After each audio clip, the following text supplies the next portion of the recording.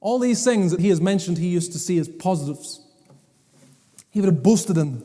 He said, I am Saul of Tarsus, and I am one who was circumcised the 8th day. I'm one who is a tribe of Benjamin, Pharisee, all these things. He would boast in all these things. But now he says, I've given it all up.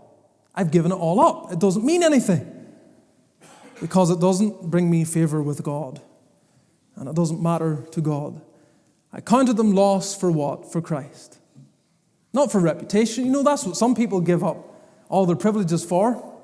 And some of you have been brought up with the gospel perhaps, and you'd be tempted to give it all up for riches. That's what you want. You're after riches. You want a good job. You want money. You want whatever it is your carnal heart is after. That's what you'd give it up for. And you'd have all these privileges, brought up in a Christian home, nurtured in the gospel, saturated in the truth. You have privileges like that, but within your heart, there is this willingness, you know what? I would give it all up if I had the promise of wealth. If I knew I wouldn't have to worry about money, yeah, I'd give it all up, sure. But not Paul. It wasn't riches that appealed to Paul. You could have riches. He had an intellect that could have gotten him whatever wealth he wanted. But that's not what he gave it all up for. He gave it all up for Christ.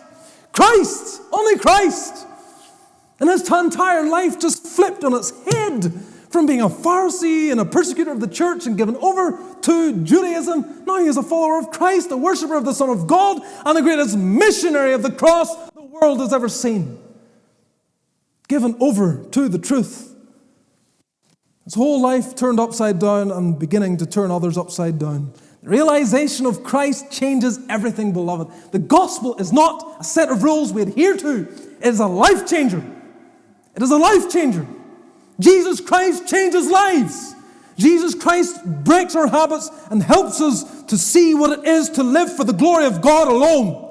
Jesus Christ takes away all our hobbies and our pet habits and desires that we delight in. And I'm not saying there's anything wrong with hobbies, but it's the weight we put on them. It's the joy we find in them. It's the fulfillment we experience when we do them. All of that is turned on its head when we realize Christ is everything. He is everything. That's what Paul experienced. He realized that not only could he trace his line back to Abraham, he could trace his line back to Adam. And that wasn't so good, because Adam fell. By one man death entered into the world, and death is passed upon all men. And what is my lineage going to do to change that? Nothing. I need a new head. I need a new representative. I need a new mediator. I need someone to stand and plead my cause and live a holy life for me. And his name is Jesus Christ.